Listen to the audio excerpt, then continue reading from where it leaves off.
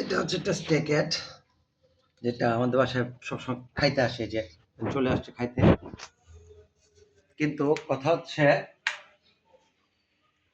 উনিও stay cat, উনারে rescue করা হয়েছে।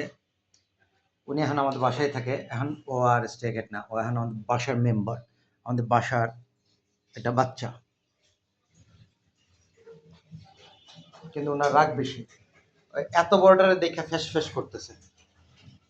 এরা যদি ধরে, আমি বুঝি না, আমার বাসায় কি সবসময় কালোগুলিই আসে? বাচ্চা বাচ্চা যারা সবাই নেগলেক্ট করে, সে কালোগুলি কি আমাদের বাসায় চলে আসে?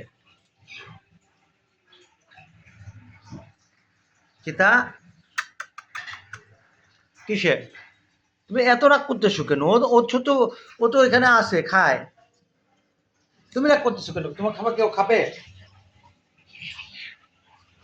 খাও তুমি।